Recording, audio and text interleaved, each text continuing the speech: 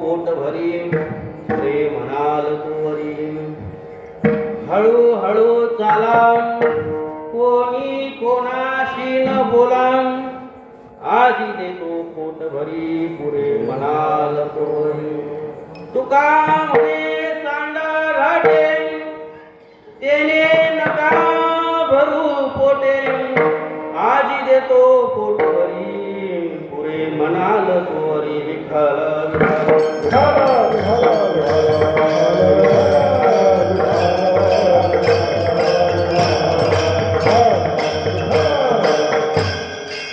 गुरुर्ब्रह्मा गुरुर्विष्णू गुरुर्देव महेश्वरं गुरुर्साक्षात् परब्रह्म तस्मै श्री गुरवे नमः वक्रतुंड महाकाय सूर्यकोटि समप्रभ निर्विघ्नं कुरु मे देव सर्वकार्येषु सर्वदा मस्तक माझे पायावर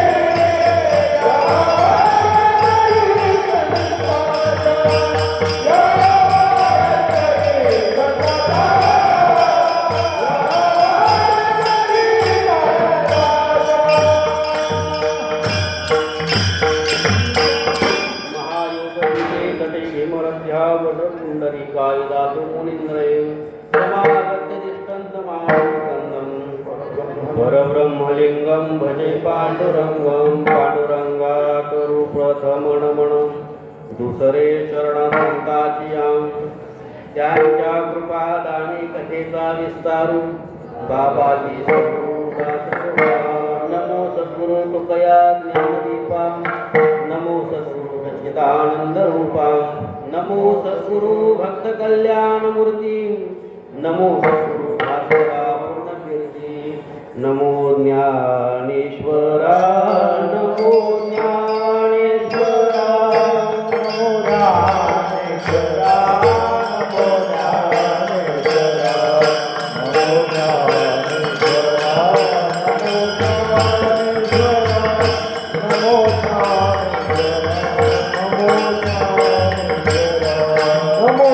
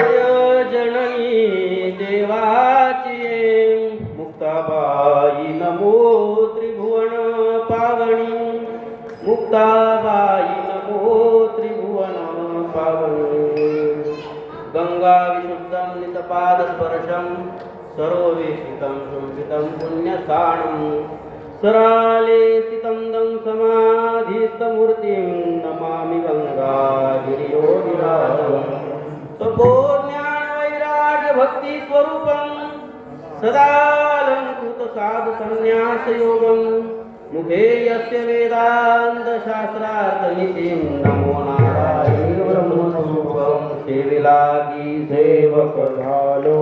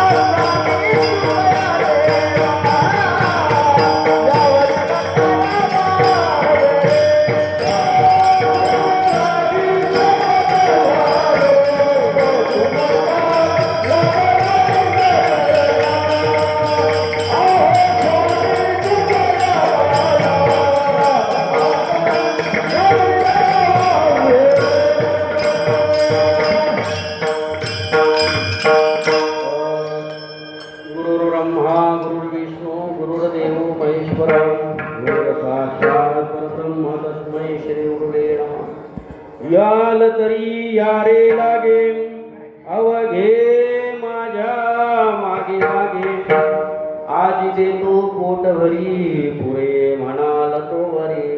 प्रस्तुत कीर्तन रूपी काल्याच्या सेवेसाठी निवडलेला अभंग महान भगवत भक्त श्रीमंत जगद्गुरु श्री तुकाराम महाराज यांचा 4 चरणाचा असून महाराज या अभंगातून भगवंतांनी त्यांच्या सवंगड्याला काय उपदेश केला आणि काय सांगितले या अभंगाचे विषय करतात. विठ्ठल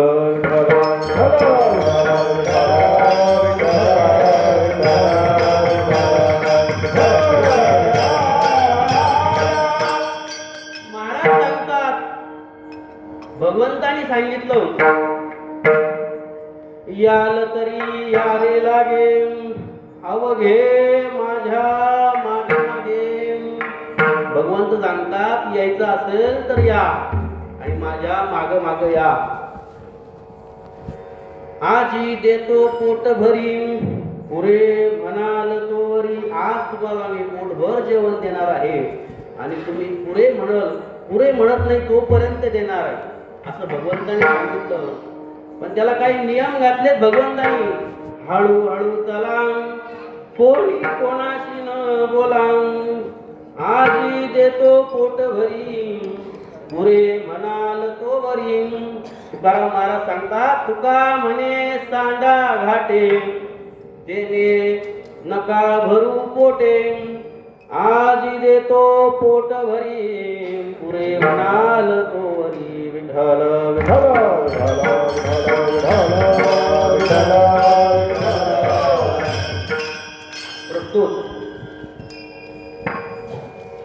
प्रसंग सगळ्यांना माहीत आहे पण अल्पसा परिहार देणं वक्त्याचं आद्य कर्तव्य आहे. म्हणून संपूर्ण कार्तिक मास असा काकड्याचा प्रसंग महिनाभर या महिला मंडळींनी आमच्या अण्णांनी काही भजनी मंडळ आले त्यांनी महिनाभर या काकड्याची सेवा या मंदिरामध्ये केली. गाव अंदरसूल तालुका येवला जिल्हा नाशिक आणि काकड्याची सेवा संपूर्ण केली. पण त्याची सांगतेचा कार्यक्रम काहीतरी करावा शेवट तो गोड भला म्हणून काल्याची सेवा आज या ठिकाणी आयोजित केलेली आहे.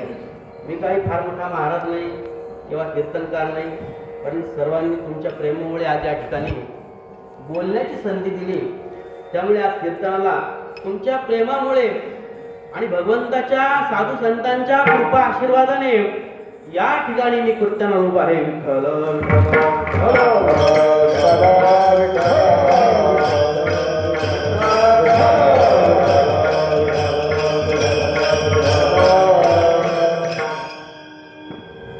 वास्तविक पाहता काल्याचं कीर्तन करायला अधिकारी पुरुष लागतो. माझा तेवढा अधिकार नाही. माझा सुद्धा नाही, ब्रह्मादिक देवतांचा सुद्धा नाही. त्यांना तर काला आहे, तो दुर्लभ आहे. वैकुंठी तो ऐसे नाही, कवळ काही काल्याचे. असा काला त्या वैकुंठा सुद्धा दुर्लभ. ब्रह्मादिकांना इंद्रादिकांना दुर्लभ असा काला. तुका म्हणे काला वैकुंठी दुर्लभ, तुका म्हणे काला वैकुंठी दुर्लभ, वैकुंठी दुर्लभ, तुका म्हणे काला वैकुंठी दुर्लभ.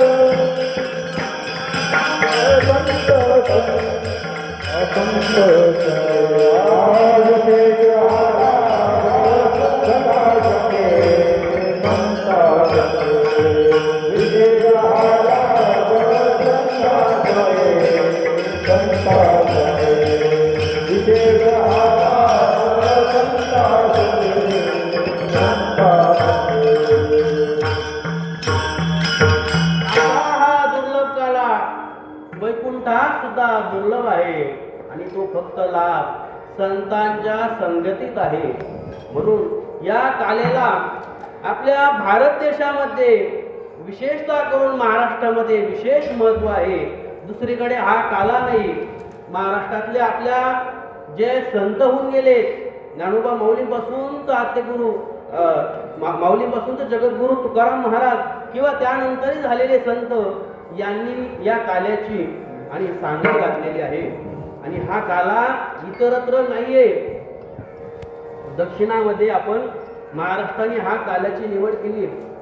भगवंतांनी दोन प्रसंग ठेवले. एक रासक्रीडा आहे, दुसरा काला आहे. उत्तर प्रदेशात जर बघायला मिळालं तर त्या ठिकाणी आपल्याला रासक्रीडामध्ये जास्त विशेष रस असा बघायला मिळतो. त्यांचा तो आनंद द्विगुणित त्या ठिकाणी होत असतो. पण आपल्या महाराष्ट्रातील संतांनी या काल्याला असे विशेष महत्व दिलेले आहे. विशेष महत्व का दिले? हा काला इंद्राला सुद्धा दुर्लभ आहे. तक्रम शक्रस्य दुर्लभम असा एक श्लोक आहे. तक्र म्हणजे ताक आणि शक्र म्हणजे इंद्र. त्या शक्राला म्हणजे त्या इंद्राला सुद्धा हा दुर्लभ असा काला आहे. विठ्ठल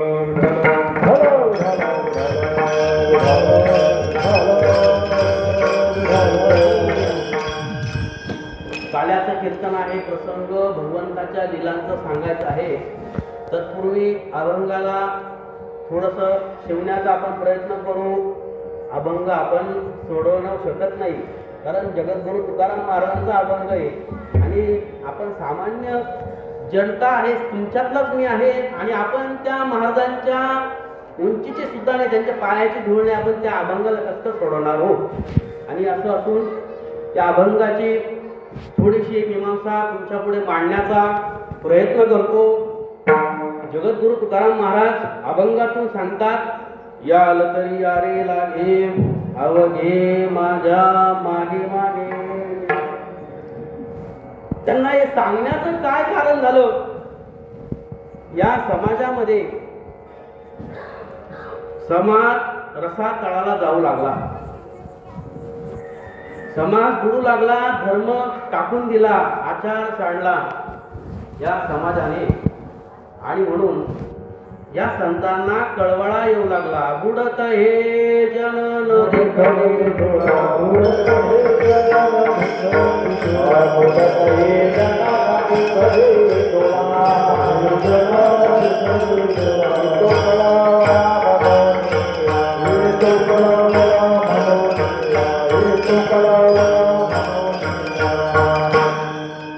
महाराजांना या जनतेचा कळवळा येऊ लागला.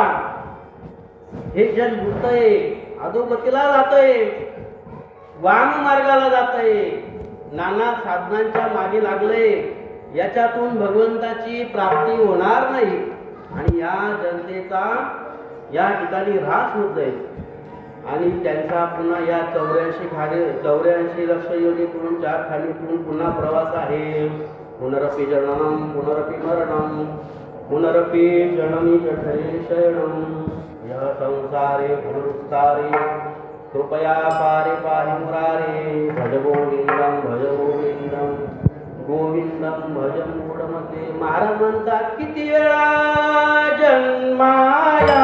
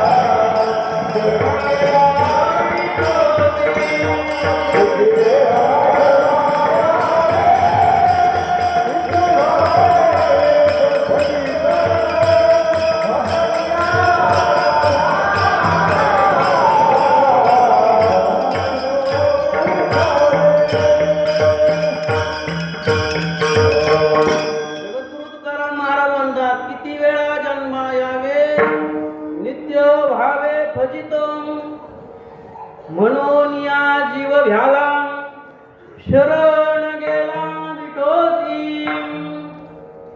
अरे बाबांनो, या जन्मातून या मृत्यूतून या भवनाम संघारातून तुम्हाला तरायचं असेल तर त्या भगवंताला शरण जाया. आणि म्हणून हे काकड्याचं प्रयोजन सकाळी संतांनीच आपल्याला घालून दिलं आणि ते आपल्याला या जन्म मृत्यू नावाच्या संसारातून या अज्ञानरूपी झोपेतून जाग करण्याचं काम करतात. उठा जागे भारे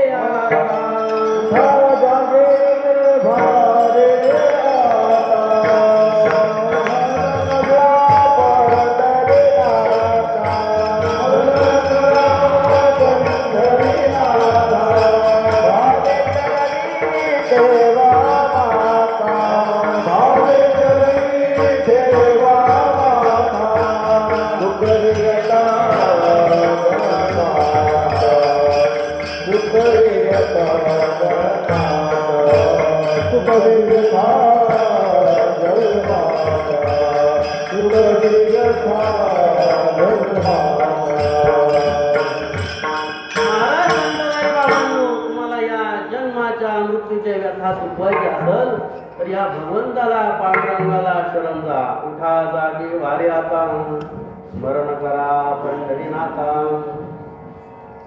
आणि भावे चरणी ठेवा माता सुखवी व्यथा जन्माच्या. आणि या जन्म मृत्यू नावाच्या संसारातून तुम्हाला करायचं असेल तर या भगवंताचं भक्त स्मरण करा, नाम घ्या. सांगतो तुम्हासी भराए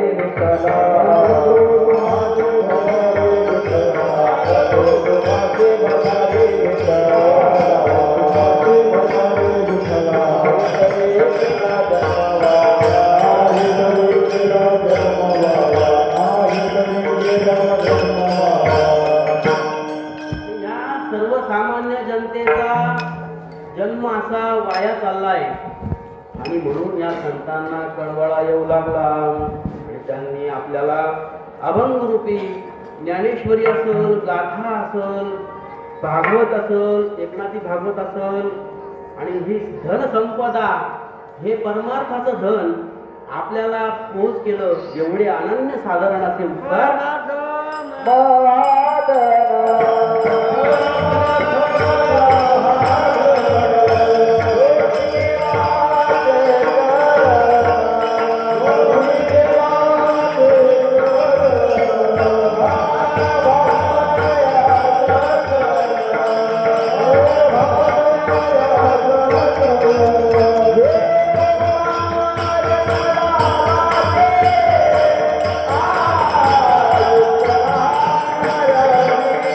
Yeah.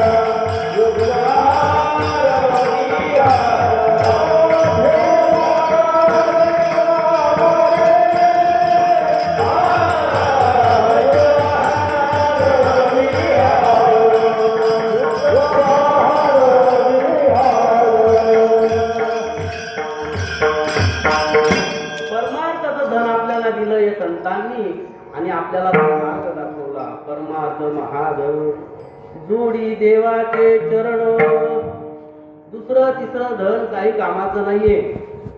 नाना साधन आहेत, भगवंताची प्राप्ती करणारे योग आहेत, जप आहे, तप आहे, याग आहेत, हे साधन आहेत.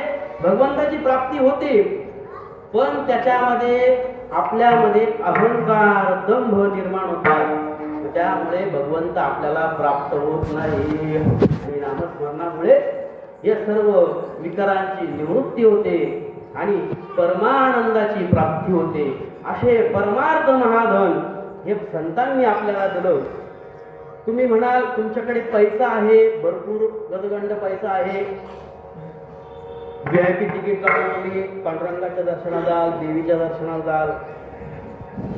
पण आमचे गुरुवर्य राऊत बाबा सांगतात, जो श्रीमंत आहे त्यांनी सावधान व्हा. तुम्ही या पैशाच्या जोरावरती VIP तिकीटाने दर्शन घ्याल, परंतु भगवंताचे तुम्हाला दरवाजे उघडे नाही. एक वेळेस ते पुजारी तुमचे त्या ठिकाणचे दरवाजे उघडे करल पैशाच्या लोकांनी, पण भगवंताचे तुम्हाला दरवाजे उघडे होणार नाही.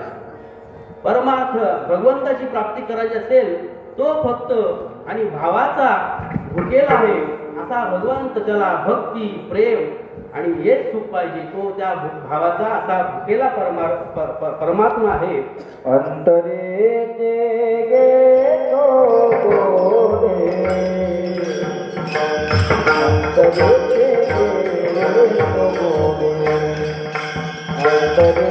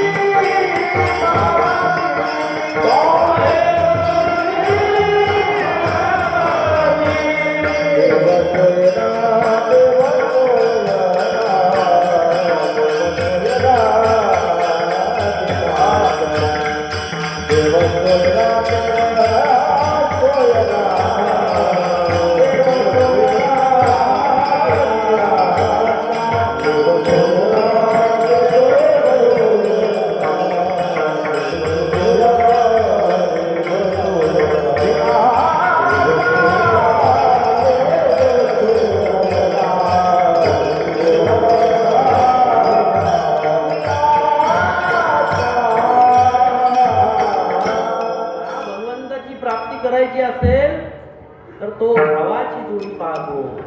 असा देव आहे, तो विनाचा सोयरा आहे. आणि म्हणून तुकाराम महाराज सांगतात, हे बाबांनो, त्या भगवंताची तुम्हाला प्राप्ती करायची आहे. नामस्मरणाचं तुम्ही केवळ मार्ग धरा.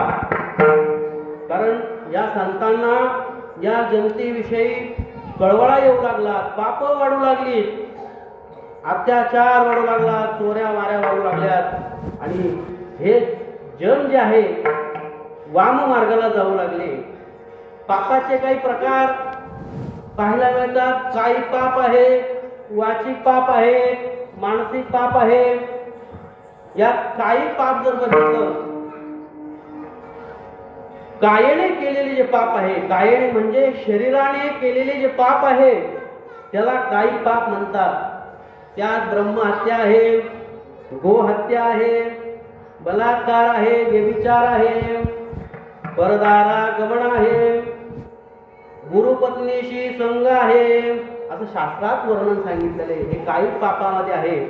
आणि काही पाप आहेत वाचिक पाप आहेत. वाचिक पाप म्हणजे साधू संतांची, मुनी श्रेष्ठाची, ब्राह्मणांची जो निंदा करतो त्याला वाचिक पाप लागतं. आता साधा 2 दिवसापूर्वी एक यजमान आले माझ्याकडे. गुरुजी आम्हाला आमच्या तिथेला लग्न लावायचंय. म्हटलं मी घरी नाही, मी वारीची तिकीट बुक केलेलं आहे, त्या दिवशी घरी नाही, आदल्या दिवशी मी चाललो. म्हणजे दुसरे कोणते गुरुजी असं सांगा. म्हटलं तुमचं तुम्ही बघून घ्या. म्हणजे आमचे गुरुजी कसे आहेत. म्हटलं मला माहितीच नाही कसे. म्हणजे असं का बोलता. म्हटलं कसं आहे, मी त्याविषयी चांगलं म्हणू तर बाकीच्यांना दोष लागतो, त्यांना वाईट म्हणू तरी त्याप्रमाणे दोष लागतो. हा दोष जो आहे आणि तो दोष हो आणि हे दोष वाचेचे आहेत आणि हे कोणाची निंदा करू नये. माहिती असून सुद्धा कोणाची निंदा करू नये, कारण ते दोष आपल्याला लागतात. त्यांनी केलेले दोष आपल्या मस्तकावर बसतात. त्यामुळे आपलं नामस्मरण, भगवंताचं चिंतन, साधू संतांची सेवा या मार्गामध्ये श्रेष्ठ सांगितलेले आहे. आणि असं म्हणून कायिक पाप आहे, वाचिक आहे, मानसिक आहे. मनाने केलेले पाप, मनाने कोणते पाप घडतात. जे डोळ्याने पाहिलं, मनात विचार आला, मनाने झालेले पाप, असे जे महापाप आहे ते जे आहे तीर्थाच्या बापाला सुद्धा जात नाही. तुका म्हणे पापे न जाती तीर्थाची यावा. तुका म्हणे पापे न जाती तीर्थाची यावा. तीर्थाच्या बापाला सुद्धा असं पाप जात नाही. एवढंच नाही, असं पाप घालवण्याचं साधन फक्त हा काला भगवंतांनी आपल्याला दिला. आणि या काळामध्ये काय सांगितलंय, जीव शिवाचं ऐक्य म्हणजे काला. हरिनामाचा खिचडी काला, त्यानंतर दहीलाईचा काला, असे तीन काले आपल्याला भगवंतांनी संतांनी आपल्याला या समाजामध्ये वाङ्मय रूपी दिलेले. आणि असे पाप जे आहेत, पाप वाढू लागली, संतांना कळवळा येतो. ते म्हणतात पाप जर वाढली तर भगवंताला अवतार घ्यावा लागतो. माझ्या भगवंताला अवतार घेण्याचं कष्ट होऊ नये म्हणून संत आपल्याला परमार्थाचा मार्ग दाखवतात. मार्ग दाऊनी गेले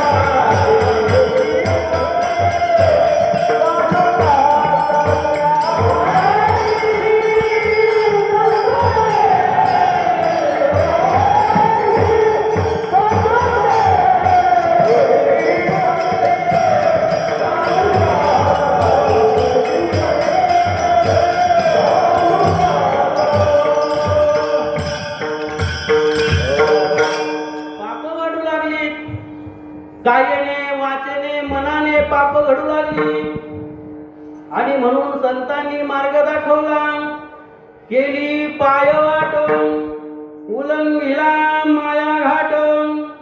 जी हरी आठविला जीवे हृदयची धरिला.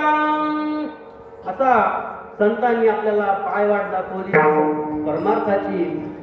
नामस्मरण करा सततम कीर्तयंतो वा.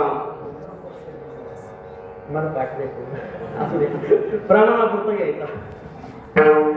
ज्ञानेश्वरी पारायण सुद्धा मला श्लोक आडले का अक्काला सांगाल किंवा आत्यांना सांगाल तुम्ही मला श्लोक ना. आपलं अज्ञान झाकून ठेवलं पाहिजे. आपले दोष आहेत, आपले जवळ जे दोष आहेत ते प्रगट केले पाहिजे. उलट जे आपलं पुण्य जे आहे ते झाकून ठेवलं पाहिजे असं संत सांगतात. दोष प्रगट केल्याने त्याचे दोष नाहीसे होतात. आणि म्हणून संतांच्या कृपा आशीर्वादाने आणि भगवंताच्या कृपेने या मार्गामध्ये आम्ही चालतोय. आम्हाला माहित नाही कसं जायचं पुढे, पण मग पाठीमागच्याने जे आपल्याला वाट दाखवली त्याच मार्गाने आपण पुढे चालायचं. कधी कधी भगवंताची जी माया आहे, इकडचं पाऊल तिकडं होत असतं, ती माया सोपी नाहीये. माया भगवंताची सोपी नाहीये. भल्या भल्यांना तिने नागड केलेलं आहे. कामाजी कोतवाल त्याने नागविले बहुताची.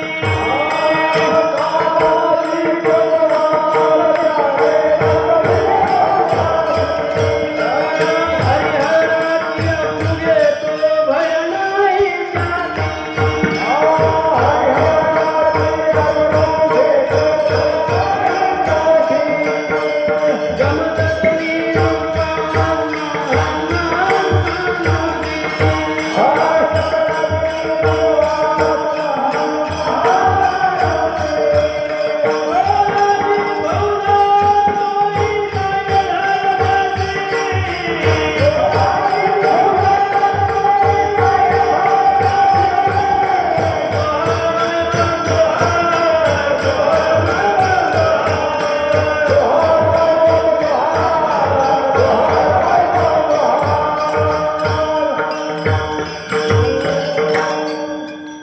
या साधनांमध्ये जे विक्षेप आणणारे साधना विकार आहेत, काम आहे, क्रोध आहे, लोभ आहे, मद आहे, मत्सर आहे, अहंकार आहे, आणि हे बाजूला करण्याचं काम फक्त भगवंताचं नामस्मरण आहे. सर्व साधनांचे सार भवसिंधू उतरी पार.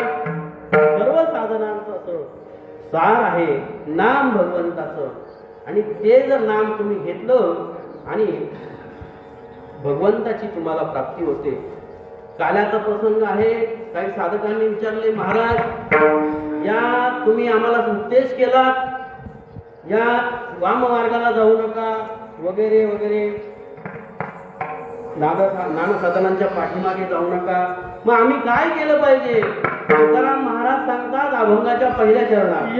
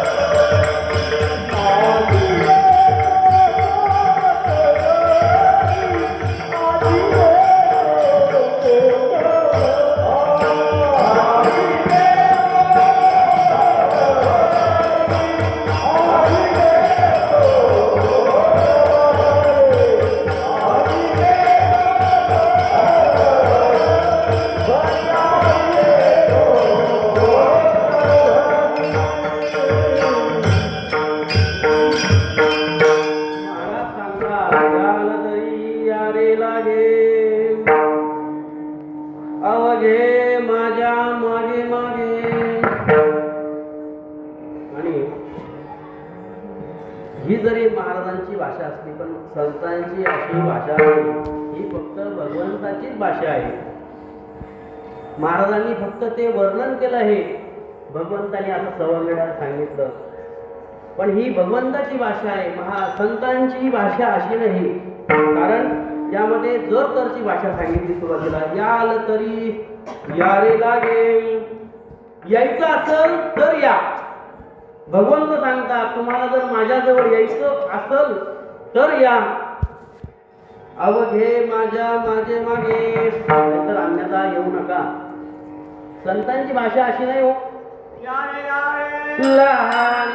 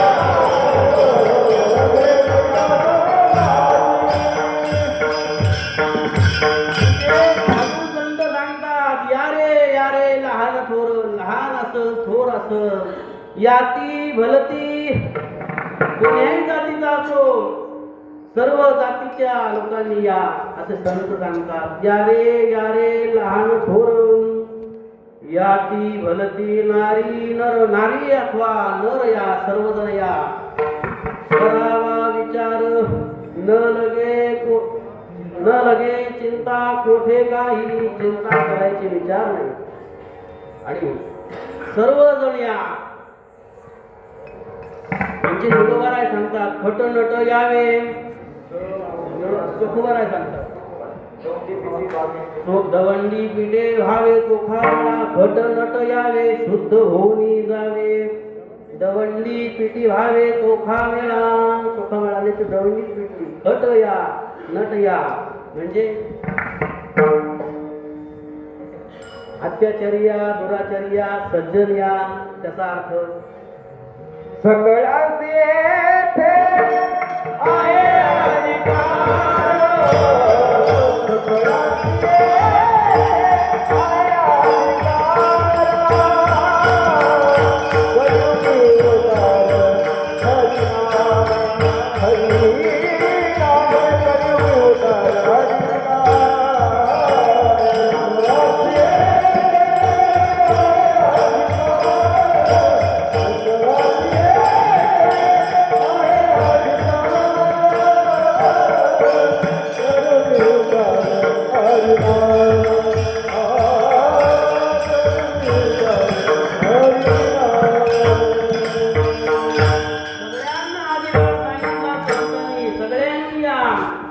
शुद्ध होऊन जा.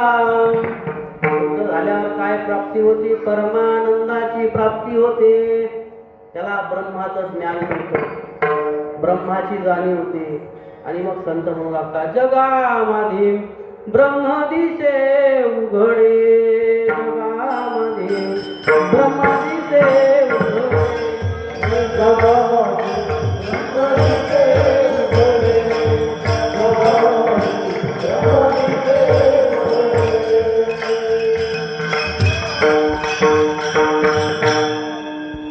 त्याला सर्व ठिकाणी भगवंत दिसतो.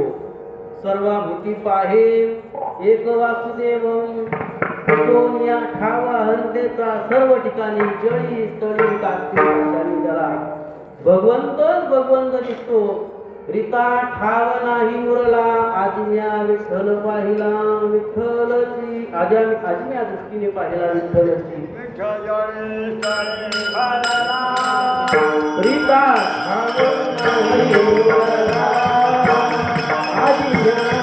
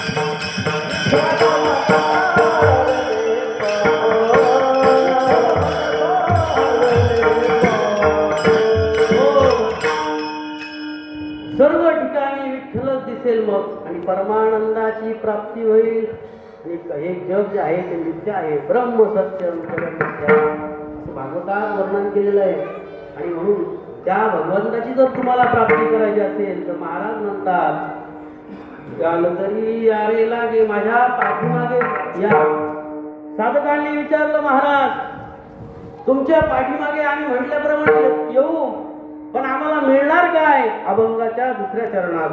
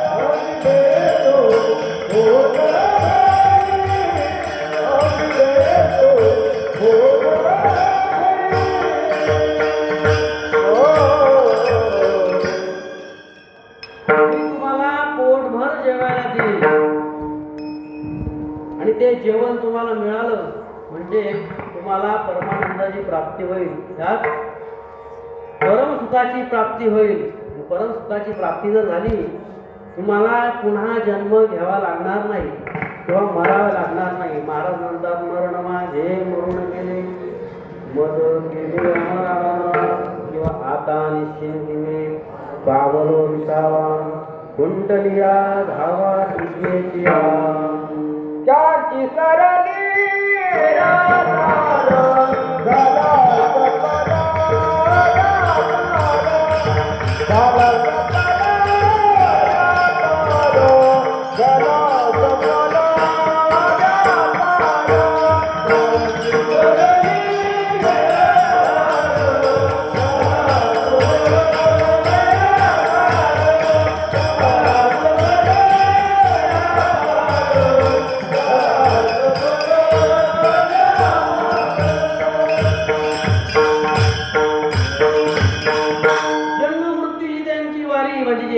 संपून जाईल त्यांचा व्यापार सुपड होईल किंवा त्यांचा संसार सुपड होईल ज्ञानोबा माऊली म्हणतात आजी संसार सफळ झाला गे माये आजी संसार सफळ झाला गे माये.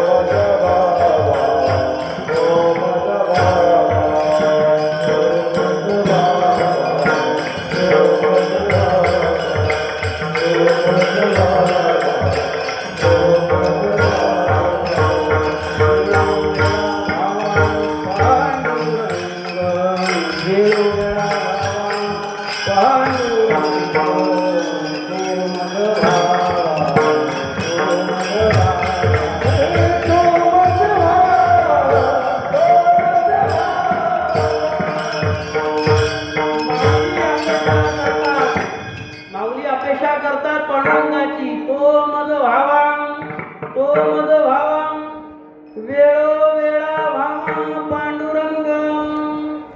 आणि त्या भगवंताची प्राप्ती करून घ्यायची असेल तर तुम्ही माझ्या माग या असं जगद्गुरु तुकाराम महाराज त्या साधकांना सांगतात. याल घरी यारी लागे अवघे माझ्या मागे मागे आजी देतो पोट भरी. आणि ते म्हणतात तुम्ही जेवण दिलं आज जेवलं संध्याकाळी उद्या परत भूक लागते आम्ही तृप्त नाही होणार. आमची तृप्ती कशाने. महाराज सांगतात तुम्ही पुरे म्हणाल तोपर्यंत मी तुम्हाला जेवण देईल. पुरे म्हणाल तोवरी आजी देतो पोट भरी पुरे म्हणाल तोवरी या तसा भावार्थ सांगितलेला आहे. तुम्ही या साधनाची म्हणजे नाम जपाच्या साधनाची मार्ग धरा पण तो भगवंत तुम्हाला काही कमी पडू देणार नाही. आपण प्रापंचिक माणसं आहोत. सर्वसामान्य आपल्याला काय पाहिजे सुख पाहिजे सुख पाहिजे सुख पाहिजे दुःख कोणाला नको. पण सुख पाहिजे असेल तर प्रपंचामध्ये संसारात राहून पहिल्यांदा आपल्याला आद्य कर्तव्य सांगितलं. सकाळी उठल्यानंतर स्नान संध्या जोग नित्य अनुष्ठान सांगितलेले. कुलदेवीचे स्मरण कुलदेवीचा जप पितरांचा जप पितरांचे स्मरण नित्य नियमाने झालं पाहिजे. आई वडील असेल तर आई वडिलांची पाया नित्य नियमाने झाली पाहिजे. आणि ह्या शास्त्रामध्ये असं सांगितलंय जशी आपली बँक आहे बँकेत आपण पैसा नेऊन ठेवतो काही कालांतराने आपण काढायला जातो तर आपल्याला पैसे त्याच्यात वाढ झालेले दिसतात. 100 टाकले तर त्याच्यात नक्कीच कालांतराने काही पैसे वाढ झालेले दिसतात. याचं कारण काय ते व्याजासह ते वाढलेले असतात. आणि आपण नुसतं खातं खोलून ठेवलं मोदींनी काढलं जाता 0 बॅलन्स खातं सगळ्यांनी ओपन केले आणि ते दिवस पण त्याच्यात पैसे टाकले नाही तुम्ही आणि वर्षभराने गेले आमचे पैसे द्या ते हुसकून देतील ना. आणि आपण जास्त त्यांना जोर करायला गेलो तर ते आपल्याला जेलमध्ये सुद्धा टाकून देतील. आणि म्हणून आधी आपल्याला हे नाम नावाचं धन त्या कुलदेवीला असोल भगवंताला असोल ते आपल्याला द्यावं लागतं. तेव्हा ते आपल्याला कालांतराने व्याजासह नाही चौपट नाही 100 पटी व्याजाने आपल्याला ते परत करते. नंतर आपल्या सुखाच्या अंताला पार नाही.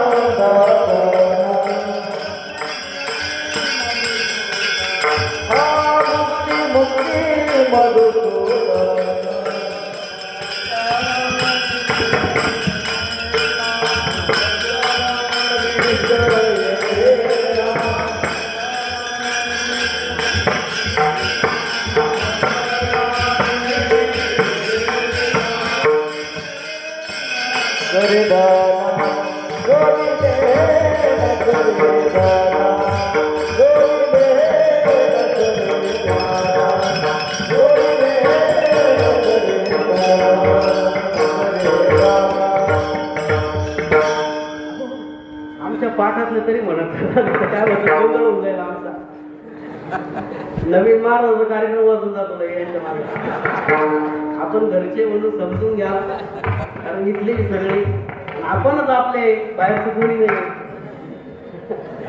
असं विनोदाचा भाग सोडा आणि या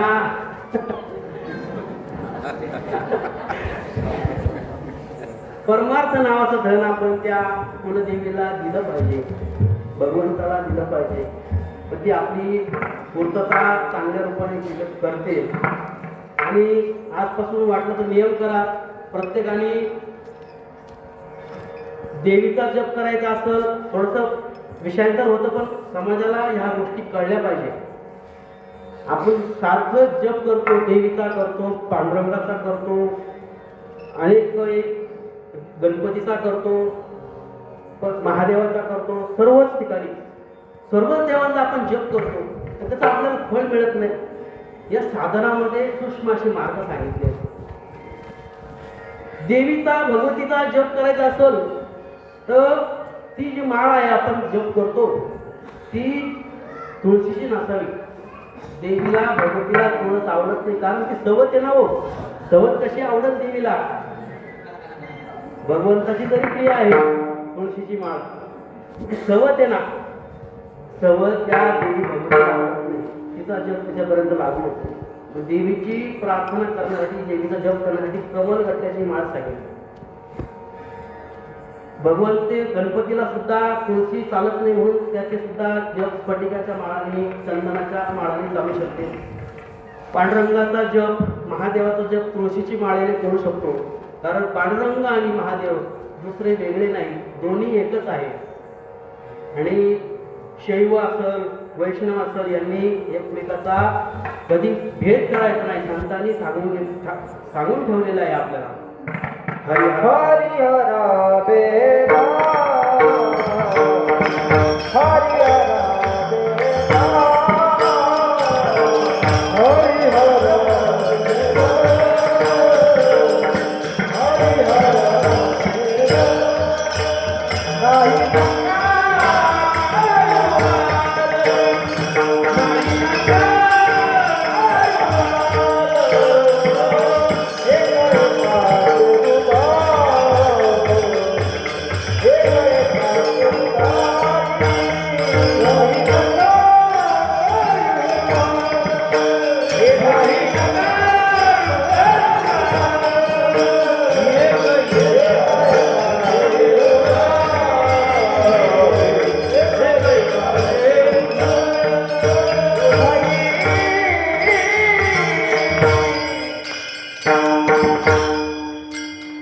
ते भगवंत एकमेकाशिवाय होत नाही, किंवा ते दोन्ही एकच आहे. आणि म्हणून त्यांचा जप अशा मार्गाने केला तर तो फलीभूत ठरतो. बसायला आसन घ्यावं, फळी भांड घ्यावं आणि मग तो जप करावा. कारण असा आपण जमिनीवर भरवून जप केला, खाली बसून जप केला तर इंद्र चोरायला तयारच आहे. कारण त्याला माहिती यांची साधना तप वाढलं आपलं इंद्र पण जातं आणि त्यांना पुन्हा खाली यावं लागतं. ब्रह्मदेवाला सुद्धा जन्म मरण सांगितलेलं आहे. फक्त शाश्वत आणि नित्य असा तो फक्त भगवंतच आहे आणि त्याच्याशिवाय या जगामध्ये दुसरं कोणी नाही. ब्रह्म सत्यम जग मिथ्या, हे जग नश्वर आहे. आणि म्हणून महाराजांनी सांगितलं यायचं असेल तर माझ्या मागे या, आजी देतो पोट भरी, पुरे म्हणाल तो वरी. आणि तुम्ही पुरे म्हणाल तोपर्यंत तुम्हाला देतो जेवायला. जेवायला देतो म्हटल्यावर एकच गर्दी आली, गदारोळ झाला. मग महाराजांनी नियम सांगितले अभंगाचे. हळू हळू चला, हळू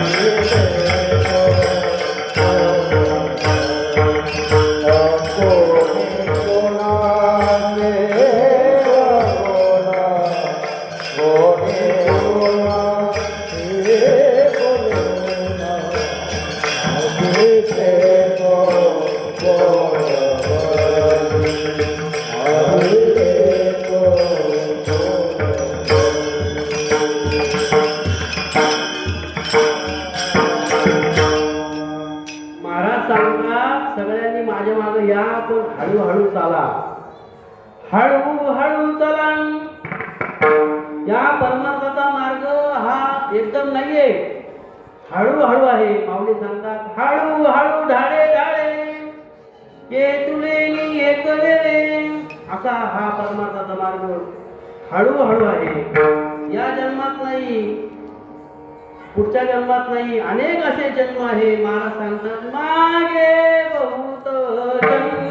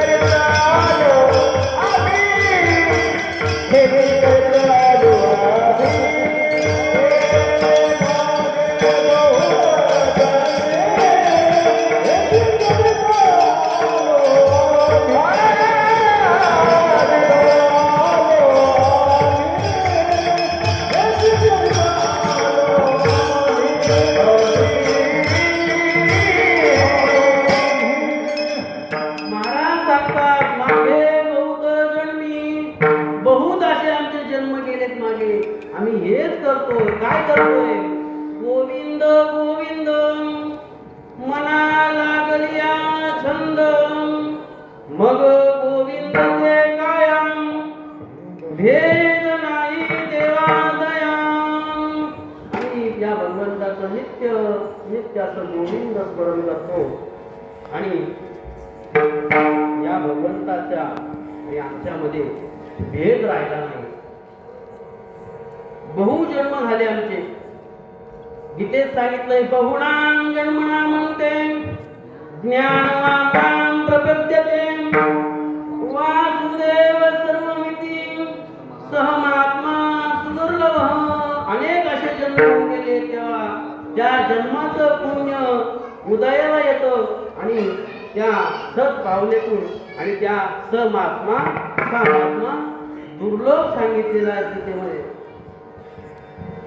अनेक असे जन्म झाल्यानंतर त्या भगवंताचं नित्य स्मरण केल्यानंतर त्यावेळेस पुण्य फळले बहुता निकाम भाग्योदयाचा ठसा आणि झालो सन्मुख कैसा संत चरण पावन. त्यावेळेस संत आपल्याला मार्ग दाखवतात आणि पुण्य फळले बहुत सुकृतांची जोडी म्हणून विठ्ठली आवडी.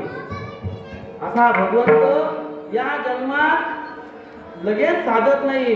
तो मागच्या जन्मात आपण केलेले पुण्य आहे आणि त्याची जर प्राप्ती आपल्याला होत नसेल तर मागच्या जन्मातले केलेली पाप ते आपल्याला आता भोगायला लावतात आणि या जन्मातले सुद्धा भोगायला लावतात. तेव्हा त्या संतांची आणि भगवंताची प्राप्ती होते. एवढं सोपं नाहीये.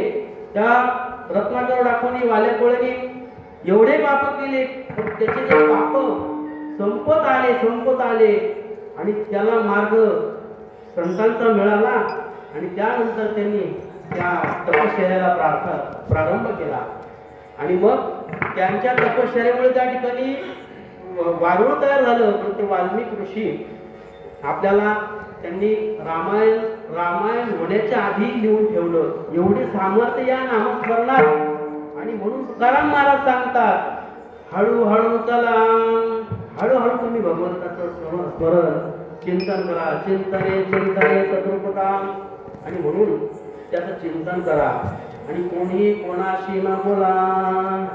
आता सत्यनारायण केला का गावामध्ये दवानी पिठ या तीर्थप्रसादा आमच्याकडे सत्यनारायण अहो काही लोक असे विधी पूर्ण करून घेतात, शेजारच्याला कळत नाही. आणि म्हणून महाराज सांगतात हे जे परमार्थाचं साधन आहे हे कोणाला सांगायचं नसतं. तुमचं स्वतःच तुम्ही स्वतः म्हणजे पत्नीला कळू नये, पतीला कळू नये, मुलाबाळांना कळू नये. तुमचं स्वतःचं साधन नामस्मरण तुम्ही स्वतः करायचं आहे. दुसऱ्याला सांगत बसायचं नाही. दुसऱ्याला सांगितलं तर त्याचा क्षय होत चालतो आणि ते सांगू नये. आता बरेच जण इथे शेतकरी आहे, पीक पेरायचं असतं, नांगरणी होते, पेरणी होते, पण ते उघडच ठेवलं, येईल का होती पीक? त्याला झाकलं तरच येईल ना. तसं परमार्थाचं आहे. तुम्ही जो जप करताय तो झाकून करा. माळीचा जप आहे तो सुद्धा त्या गोमुखीच्या वस्त्रामध्ये सांगितला आहे घालून, आणि तो झाकून परमार्थ करा. तेव्हा त्या परमात्माची भगवंताची प्राप्ती होते आणि नामस्मरणाने आपल्यामध्ये काम, क्रोध, लोभ, मोह, मद, मत्सर असे विकार नाहीसे होतात आणि त्या भगवंताच्या मार्गाला आपण जातो. आणि म्हणून महाराज सांगतात हळूहळू चला, कोणी कोणाशी न बोला. कोणी कोणाशी नाही बोलायचं. आणि तुम्ही जे साधनं या मार्गाला भरकटलेत ना हे सगळे खोटे. आणि या साधनाने तुम्ही असे पोट भरत नका जाऊ अभंगाच्या शेवटच्या चरणात. तुका म्हणे का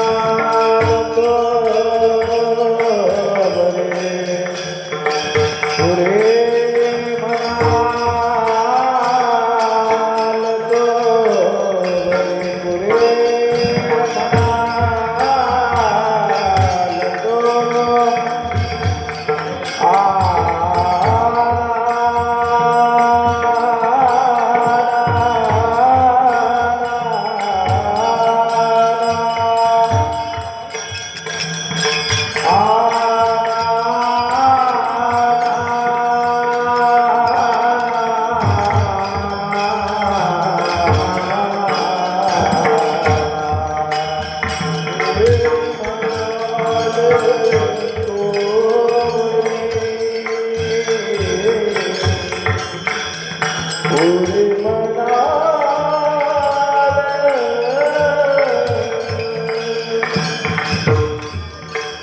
पुरी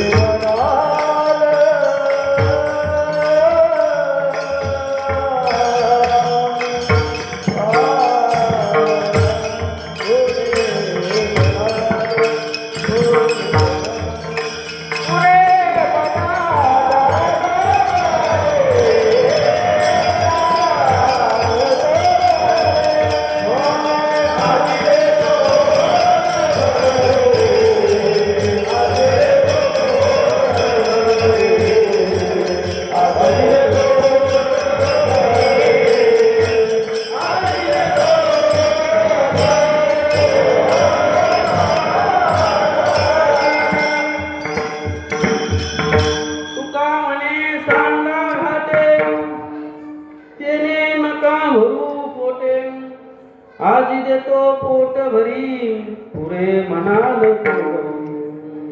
महाराज सांगतात ते घाटे घाटे हे खोटे आहेत, खोटे दाणे हे काही कामाचे नाही, याच्याने तुम्ही पोट भरू नका आणि तुम्ही माझ्या माग याल तरी यारे लागेल मागे माझ्या मागे मागे आजी देतो पोट भरी पुढे म्हणाल तोरी. सर्वांनी प्रेमाने त्या विठोबाचं भजन करा. विठोबा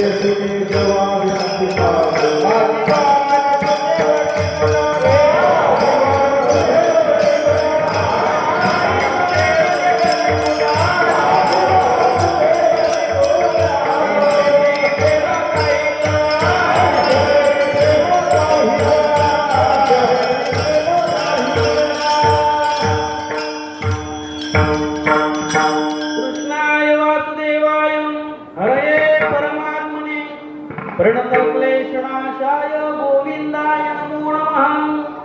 वसुदेव सुतं देवं कंसचाणूरमर्दनं देवकी परमानंदं कृष्णं वंदे जगद्गुरु विठ्ठल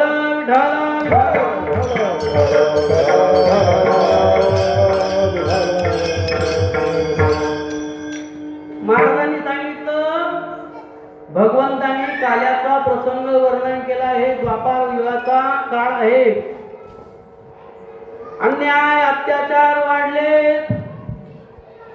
पाप वाढू लागली, चोऱ्या होऊ लागल्या, व्यभिचार होऊ लागले आणि या धरतीला हे पाप सहन होईना. ती गेली ब्रह्मदेवाजवळ. ब्रह्म्या या धर्तीवरती पाप फार वाढले, मला हा फार सहन होईना आणि तुम्ही काहीतरी उपाय शोधा. ब्रह्मदेवाने विनंती ऐकली, परिहार केला भगवंताकडे. भगवंता पाप वाढली, पृथ्वी मातेने आपल्याला अर्ज केला आहे लाडक्या बहिणीचा आणि तो अर्ज तुम्ही स्वीकार करावा. भगवंताने सांगितलं ठीक आहे, आम्ही अर्ज स्वीकार करतो, त्यांना केवायसी करायला सांगा. आणि म्हणून भगवंताने मायेला आदेश केला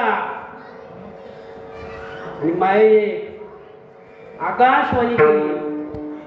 आकाशवाणी केली, सकळ जनाला आनंद वाटला. भगवंत अवतार घेणार, भगवंत अवतार घेणार. कुठे घेणार हे माहित नव्हतं.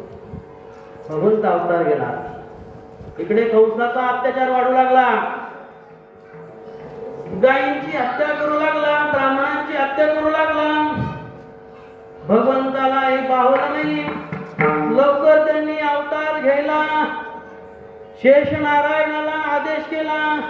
शेष नारायण म्हणे, महाराज मी तुमचं काही ऐकणार नाही. मागच्या जन्मात तुमचं ऐकलं, लहान भाऊ झालो, तुमच्यापेक्षा मला 14 वर्ष वनवास भोगावा लागला. तुम्ही तरी त्या काळात एक बाणी एक पत्नी राहिले, मर्यादा पुरुषोत्तम राहिले, मर्यादेचं पालन केलं, तुमची सेवा करण्याची माझा जन्म झाला. पण मला 14 वर्ष उपवासी राहावं लागलं, मला 14 वर्ष झोप नाही. भगवंता मी तुमचा बरोबर अवतार घेणार नाही. भगवंत कसा चतुरा तो शिरोमणी, गुण लावण्याची खाणी, मुकुट सकळा मणी, धन्य तुझी विठ्ठला. असा चतुर शिरोमणी भगवंत. त्यांनी युक्ती लढवली. बरं ठीक आहे म्हणजे शेषनारायण तुम्ही आधी जा. आणि इकडे कंसाचा अत्याचार वाढला. देवकीचं लग्न वसुदेवाशी लागलं थाटामाटात. म्हणजे इकडे आकाशवाणी झाली, देवकीचा जो पुत्र आहे तुला मारील म्हणे. अशी आकाशवाणी ऐकल्यानंतर तो त्या ठिकाणी तिला मारायला धावून गेला. मारायला धावून गेल्यानंतर त्या ठिकाणी वसुदेवाने त्याचा हात पकडला. म्हणे तुझी सख्खी बहीण आहे, तिला मारू नको आणि तिचा तू वध करशील तर फार मोठे पाप लागल वगैरे वगैरे. वसुदेवाने त्याची समजूत काढली. एक काम करतो म्हणे, हिला जे पुत्र होतील ते तुझ्याजवळ मी आणून देईल, त्याचं तू काय करायचं कर. असं म्हणून त्या कंसाने त्यांचा विवाह लागताच बंदी शाळेत टाकले दोघांना, वसुदेव आणि देवकी मातेला. दोघांना बंदी शाळेत टाकल्यानंतर काल गेला. देवकी मातेला पुत्र झाला, तो वसुदेवाने नेऊन दिला. पण बघा कंसाने सांगितलं मला या देवकीचा 8वा पुत्र मारणार आहे, हा तर पहिला आहे, याचं मी काय करू मारून, मला पाप लागल. त्यावेळेस तर राक्षस असा विचार करत होता. आणि आपण त्या राक्षसापेक्षा निर्दय आहोत. भ्रूण हत्या करून राहिलो आपण, पोटातच त्या बाळाचा गर्भ नष्ट करतो. हे पाप आपल्याला कुठं फेडावं लागल. भोगण्याचे फळ संचिताचे, भोगण्याचे फळ संचिताचे.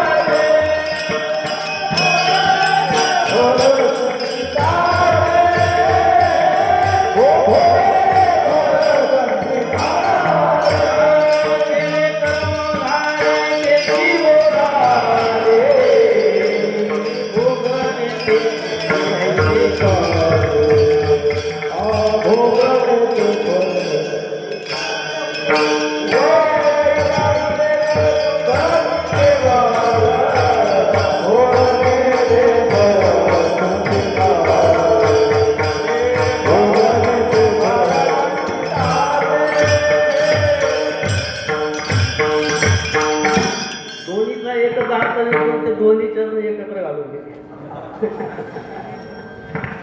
असो, मी काय फार मोठा पाठ्यातला महाराज नाही. थोडं मोडकं तुमचंच ऐकायचं, तुम्हाला सांगायचं, दुसरं काय हो. आमचे नारायणी महाराजांचं फार ऐकलं. त्यांच्यासारखे महाराज होणे नाही. पाहती गवळणी तवती पालथी दुधाळी म्हणती नंदाची आपोरे. 5-5 तास कीर्तन करावं महाराजांनी. त्यांची माळ आम्हाला आहे. आम्ही काही कुठं पाठशाळेत शिकलो नाही किंवा गुरुकुलात राहिलो नाही. पण भगवंताचा प्रसाद, सद्गुरूचा प्रसाद मागच्या जन्माचं काही सुकृत आहे म्हणून हा या ठिकाणी अधिकार मिळतो. चांगल्याला अधिकार मिळत नाही महाराज. म्हणून तुम्हाला सांगितलं धोतर घालत जा.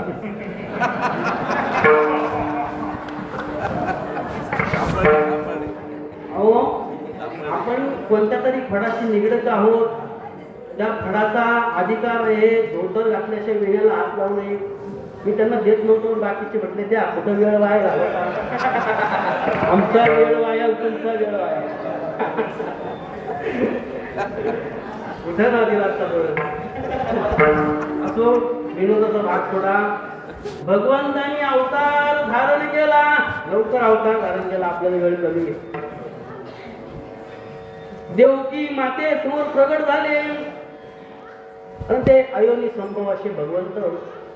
त्यांना आपल्यासारखं जन्म नाही.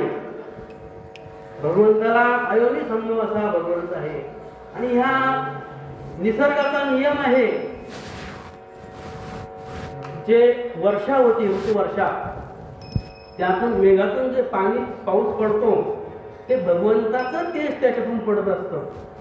भगवंताचं तेज त्याच्यातून पडून जो आपल्याला निसर्ग मिळतो, जे आपल्याला भाजीपाला मिळतो, तो आपण सेवन करतो, त्यातून ते भगवंत तेज आपल्यात प्रगट होतो पुरुषामध्ये. आणि तो स्त्रीच्या माध्यमातून असा घडल्यानंतर आपला जन्म आहे. आणि आपण कोण आहोत? भगवंताचेच अंश आहोत. आपण इतर कोणी नाही, भगवंताचंच अंश आहे. हा निसर्गाचा नियम आहे, निसर्ग चक्र आहे. बारीक विचार केला तर असा जन्म खरा सांगितलाय निसर्गाचा. मेघातून आपला उत्पत्ती आहे. आणि असो, भगवंतानी प्रकट झाल्यानंतर सांगितले, वसुदेवा, या पृथ्वीवर हा कंस फार त्रास देतो, त्याचा मर्दन करण्यासाठी मी आलो आहे. आणि मला इथं तू ठेवू नको, मला गोकुळामध्ये नंदाच्या घराला घेऊन जा.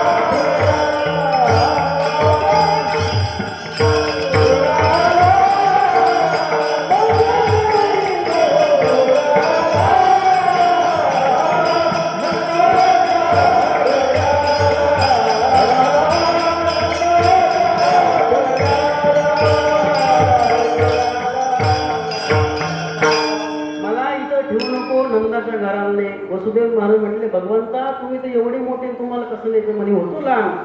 लगेच लहान झाले. देवकी मातेला जवळ घेतलं, स्तनपान केलं आणि तिचं अंतःकरण प्रसन्न झालं. भगवंताची प्राप्ती झाली ना तिला. हरियाला हाता मग कैसी भय चिंता. भगवंताची प्राप्ती झाल्यावर मग कशाची चिंता राहत नाही. मग भगवंत आणि ते दोन्हीच एक होऊन जातं. आणि म्हणून मग वसुदेवाने लगेच भगवंताला पाठीमध्ये ठेवलं. तात्काळ त्या बेड्या त्यांच्या सुटल्या, दरवाजे उघडले आपोआप.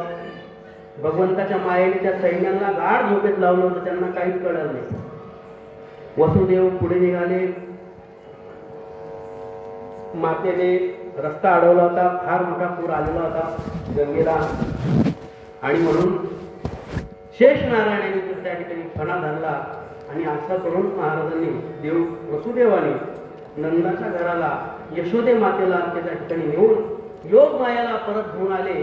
पुन्हा बंदी शाळेत, पुन्हा कैसे ते स्थिती राहिली. इकडे सुनंदेला पाहिलं, सुनंदाने पाहिलं यशोदे मातेला पुत्र झाला. सर्व ठिकाणी आनंद होऊ लागला. आणि ते एक सांगे एकीला पुत्र झाला यशोदेला. गवळण सांगे गवळणीला झाला यशोदेला, पुत्र झाला यशोदेला, पुत्र झाला यशोदेला, पुत्र झाला यशोदेला.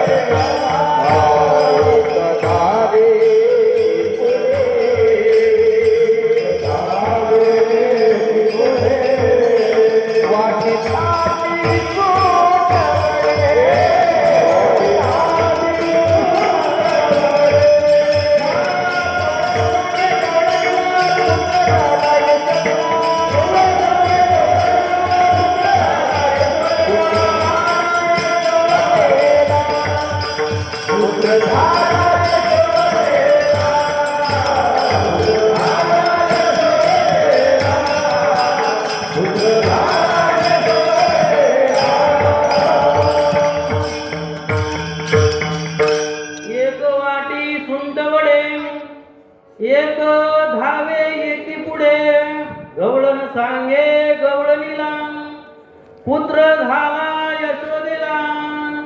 सर्वजण गवळणी एकीकडे सांगू लागल्या, भगवंत झाला, भगवंत झाला, आणि पुत्र झाला यशोदेला. आणि त्या गोकुळामध्ये सुखाला सीमा राहिली नाही, गोकुळच्या सुखाला अंत राहिला नाही. असं सर्व ठिकाणी आनंद होऊ लागला. जसं आपलं खेडगाव आहे, एखादा जर मंत्री यायचा असेल तर किती ठिकाणी स्वच्छता मोहीम राबवली जाते, बॅनरबाजी होते. आता तो भगवंत येणार आहे ना गोकुळामध्ये. गोकुळामध्ये दरिद्र अवस्था ती पूर्वीची, वाडे पडलेले, झोपड्या मोडलेल्या, पण भगवंत येणार, सगळी बांधकाम टीम कामाला. आणि हो, लक्ष्मीचा वास होऊ लागला. धन आपले नाही, धनत्रय दशीला जी धन्वंतरीची पूजा आपण करतो, ते धन्वंतरी देव भगवंत ते त्या ठिकाणी आरोग्य वाटू लागले सगळ्यांना. सगळ्यांना असे बरं पुष्ट केले.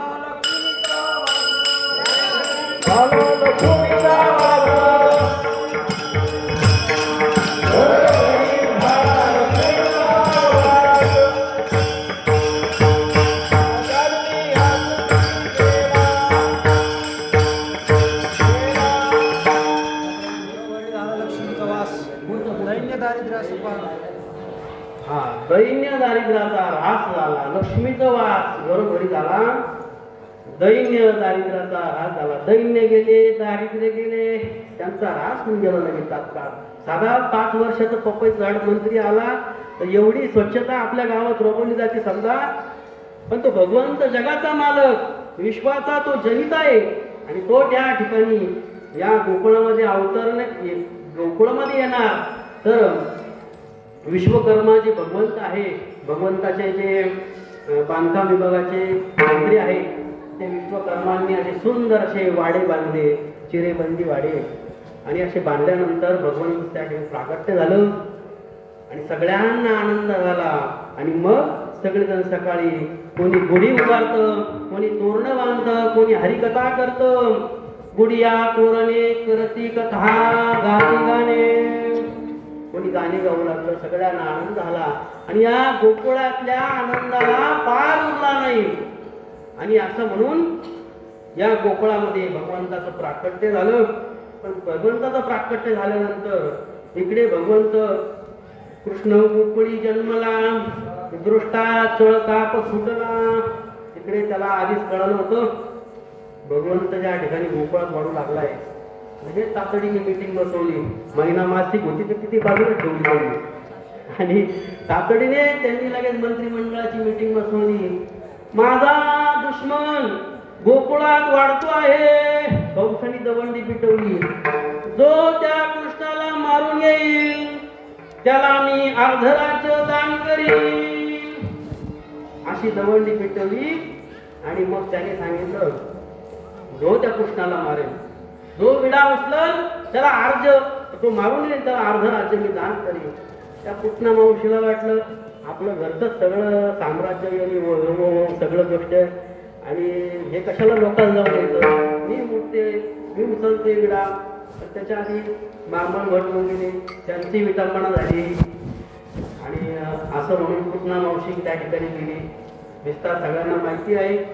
आपण थोडं पुढे जाऊ. पुतनाचा उद्धार केला भगवंतानी. कागद वगैरे ठा मारिले बाळपणी अवघी दैत्य ठाणी बुडवली. प्रमाण पूर्ण काढले आणि असे सगळं दैत्य त्यांनी मारले. आणि हळूहळू भगवंत या बाल स्वरूपातून मोठे मोठे होऊ लागले. आणि तळवे हात टेकत डाव्या गुडघ्यानं असं रांगण्याचा प्रयत्न करतायत. तळवे तळहात तळहात टेकीता, तळवे तळहात तळहात टेकीता,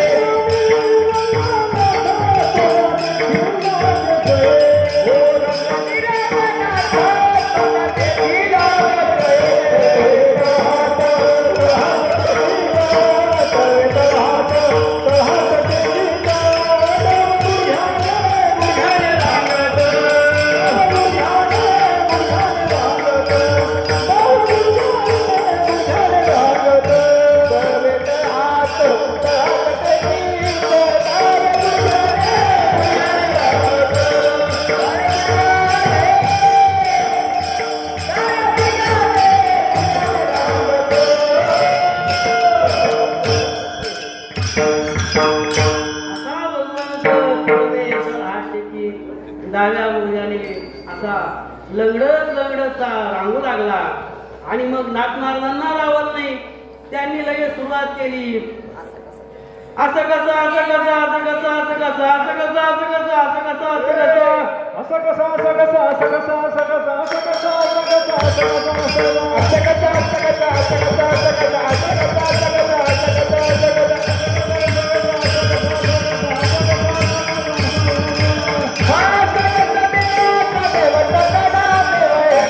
असं कसं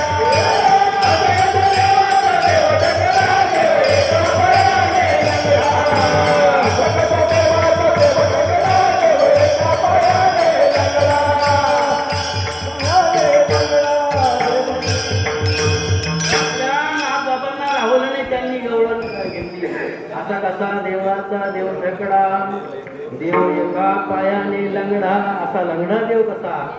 आणि म्हणून त्यांनी त्या अभंगामध्ये वर्णन केलं महाराजांनी. असे भगवंत हळूहळू मोठे होऊ लागले, रांगू लागले. आणि यशोदे मातेचं नित्यक्रम चालायचा. लोणी त्यांच्याकडे काढण्याचं काम चालायचं. आणि म्हणून ते लोणी घुसळायचं काम करायचे. लोणी घुसळायची, घुम घुम करती, घुम घुम करती, डेरे घुमती, घुम घुम करती. आणि ते घुम घुम आवाज यायचा. आणि या भगवंताला नवल वाटायचं, छोटासा होता तो म्हणायचा आई मला ते दे. आई म्हणायची काय दे? म्हणे ते दे. म्हणे काय? घुम घुम दे. आणि असा भगवंत तो घुम घुम मागू लागला. आईचं काम चालायचं, घुम घुम करती घुम घुम करती तेरे घुमती घुम घुम करते तेरे आनंद गवळणी गवळणी चंद्र डोलते. आनंद गवळणी गवळणी चंद्र डोलते.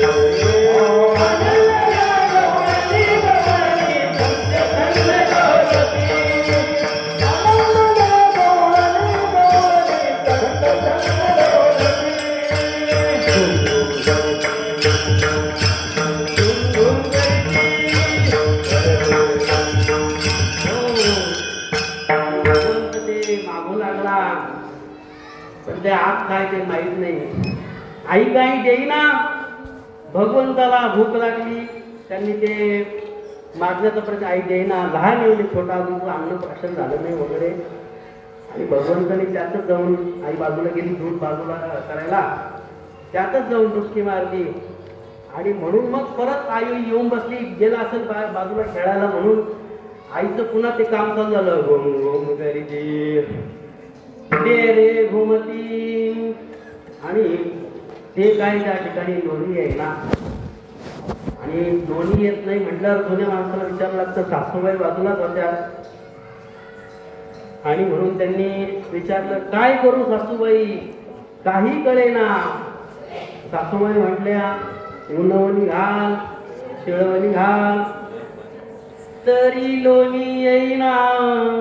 काय करू सासूबाई, काही कळेना.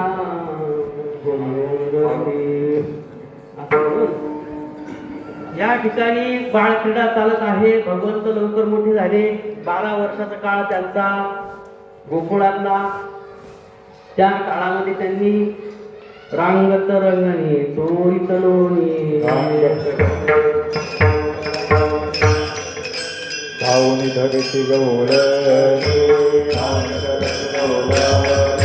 बांधित चरणी देती गाडा यशोदे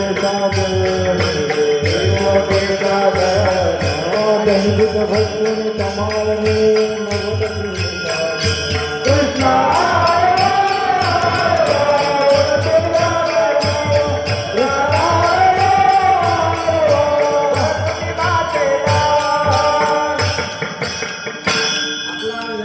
आहे. एक 10 मिनिटात आपण काल्याचं वर्णन आटपून घेऊ. त्यानंतर प्रसादाला सुरुवात होईल. सर्वांनी प्रसाद घेतल्याशिवाय जायचं नाही. असा भगवंत गोकुळामध्ये मोठा होऊ लागला. सवंगडी मिळाले आणि त्यांना बघितलं. म्हणजे सारे भाऊ तुम्ही जेवण केलं का? म्हणजे हा जेवण केलं आम्ही. तुम्ही जेवण केलं पण तुमच्या चेहऱ्यावर तर काही दिसत ना. सगळ्यांचे चेहरे असे मरतुकडे पृथुकडे आणि असे आपसून गेलेले चेहरे. म्हणजे भगवंताने सांगितलं तुम्ही जर जेवण केलं तर तुमच्या चेहऱ्यावरती तेज यायला पाहिजे, धष्टपुष्ट दिसले पाहिजे. तुमच्या घरचे तुम्हाला खायला देत नाही का? मग त्यावेळेस सवंगड्यांनी मीटिंग भरवली. म्हणे आपला कोणतरी शहाणा पाहिजे सांगायला म्हणून पेन द्यायला सुरू केलं. आणि भगवंता बरोबर आहे तुझं म्हणणं, आम्ही जेवण केलंय पण आम्ही तृप्त नाही. तू कसं ओळखलं? भगवंत म्हणतो मी सगळं जाणतो. आणि म्हणून तुम्हाला जर तृप्त व्हायचं असेल तर भगवंत म्हणतात याग तरी या रे लागे, याग तरी या रे लागे.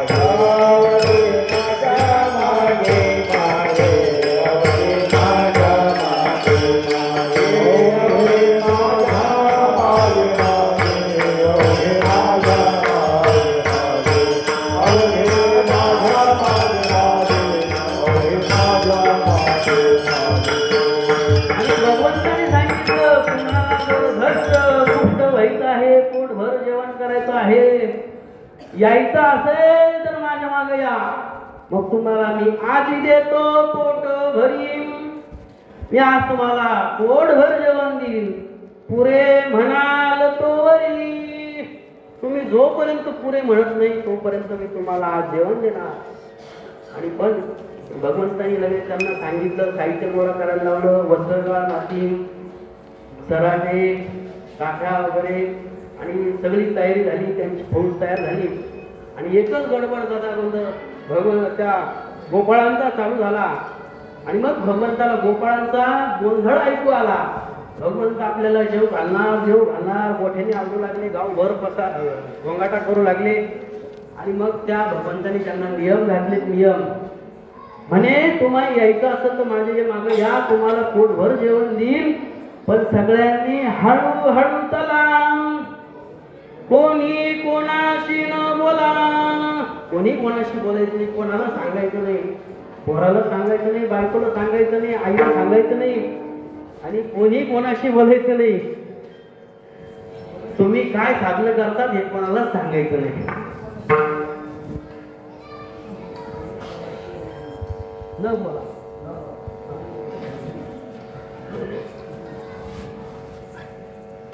आणि कोणी कोणाला सांगू नका.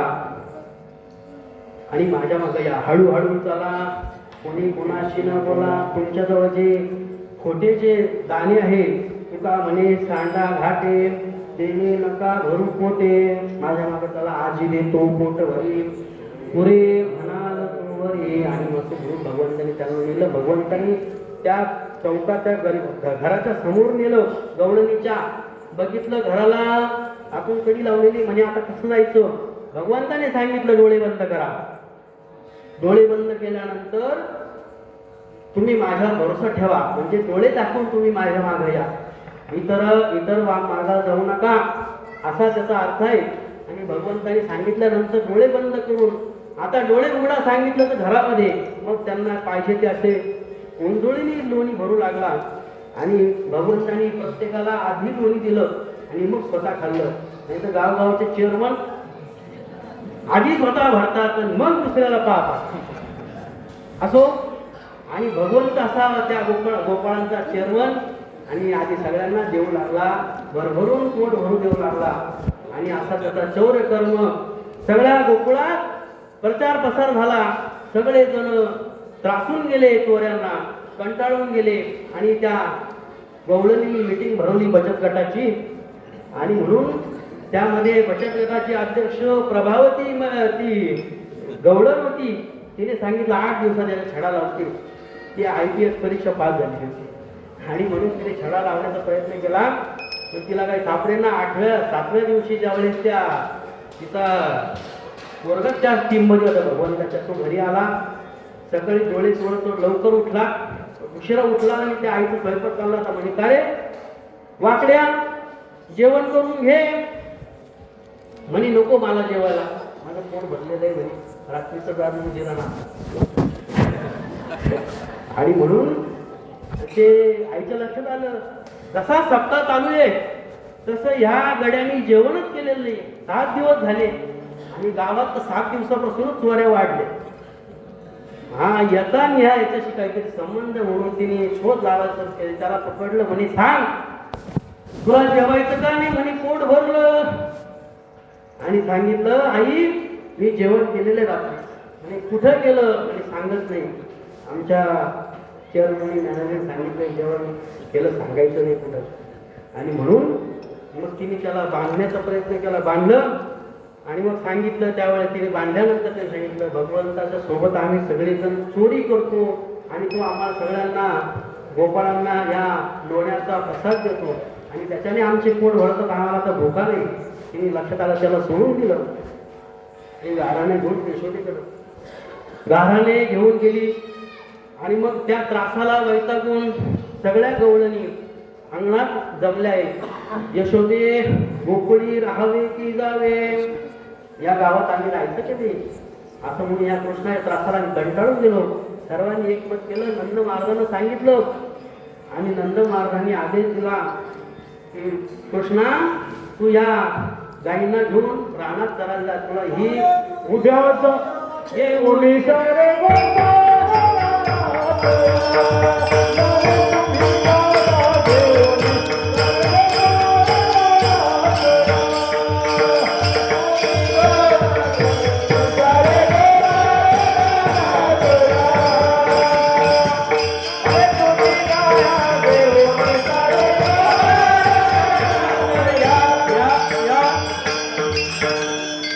अरे तुम्ही सारे गाया गेरुळी अरे गोपाळ रानात या बाबाने सुंदर प्रमाण दिलं म्हणजे लवकर पुढं काढलं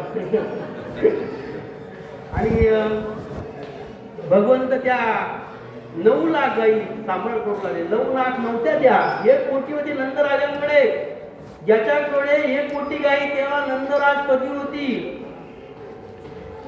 ऋषभ भानुवर याला 50 कोटी गाई त्याला ती पत्नी त्याच्या खाली असे ज्याला 9 लाख गाई त्याला नंद म्हणायचे गोकुळामध्ये अशा किती गाई होत्या आणि असे मोठमोठे मंत्री ते नंदराज आणि त्यांनी सांगितल्यानंतर भगवंत घेऊन गोपाळांना गाई चालण्यासाठी गेले गाईची सेवा चालू झाली गाईची सेवा केल्याने मोठमोठाले पितृदोष नष्ट होतात शास्त्रात याचं वर्णन सांगितलंय पितृदोष नष्ट करायचा असेल तर गावरान गायची देशी गायची सेवा करा तिचं गोमूत्र प्राशन करा जर रोज गोमूत्र प्राशन केलं चमच्यावर जरी प्राशन केलं तर आपल्या शरीरातले 48 प्रकारचे रोग नष्ट होतात असं शास्त्रात वर्णन आहे ते गोमूत्र आपल्याला वावडलं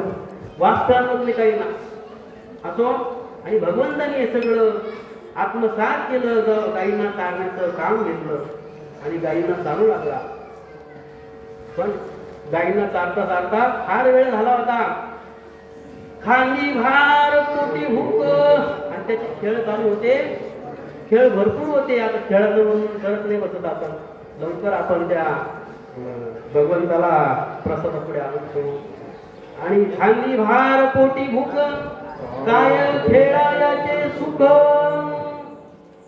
गोपाळ म्हटले भगवंता खांद्यावर भार पोटात आग पडली आणि या खेळाचे काय सुख पोटात आग असल्यावर या खेळाचे सुख नाही भगवंता आणि म्हणून भगवंताने ऐकलं भक्तांची प्रार्थना स्वीकार केला आणि म्हणाले म्हणते आता झाले आता वेळ म्हणते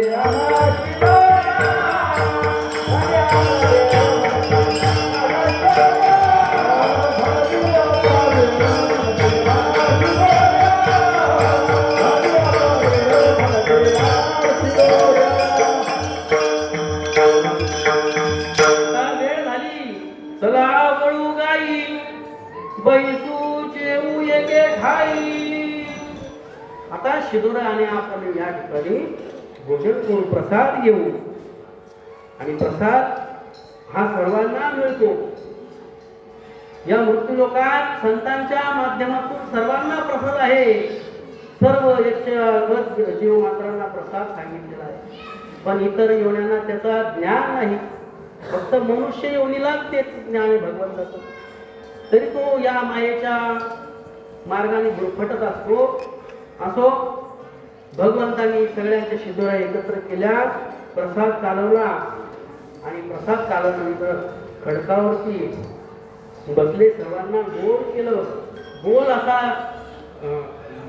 रिंगण केलं आणि जे छोटे छोटे गोपाळ होते त्यांना जवळ बसवलं मोठे मोठे असे क्रमाने पाठीमागे बसवले याच्यातही थोडासा भाव आहे जे छोटे होते म्हणजे ज्यांच्या मनात भगवंताविषयी भाव आहे त्यांना लगेच भगवंतांनी जवळ केलं ज्यांच्या मनात काम क्रोध राहिले आहेत विकार राहिले आहेत त्यांना थोडंसं लांब बसवलं आणि म्हणून ज्यावेळेस त्यांच्या मनातील काम क्रोध नष्ट झाले आणि त्यावेळेस भगवंतांनी प्रसाद वाटायला सुरुवात केली भानुदास प्रसाद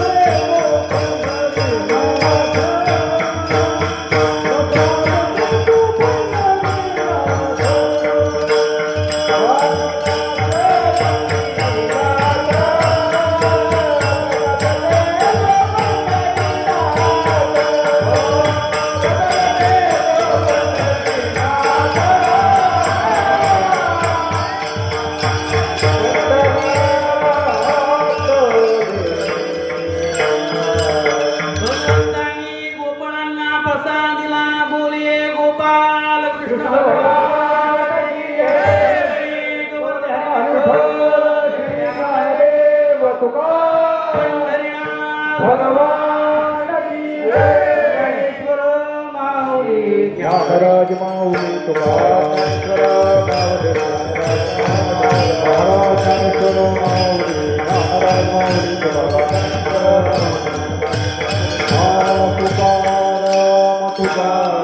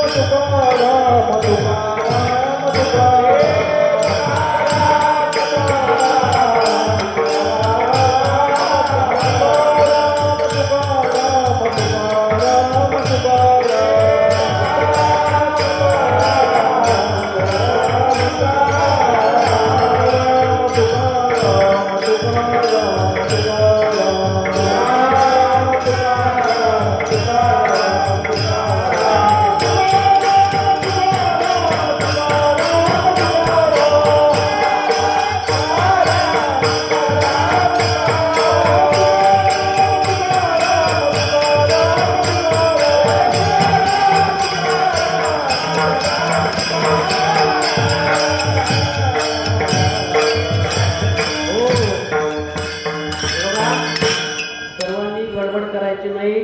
2 मिनिटात काल्याचे अभंग होतील, दही हंडी फोडल्या जाईल आणि मग सगळ्यांनी आरती झाल्यानंतर प्रसाद घ्यायचा आहे. विठ्ठल जय जय विठ्ठल जय विठ्ठल जय जय विठ्ठल जय विठ्ठल जय विठ्ठल जिनके दाबविले गुरे होतो तुझा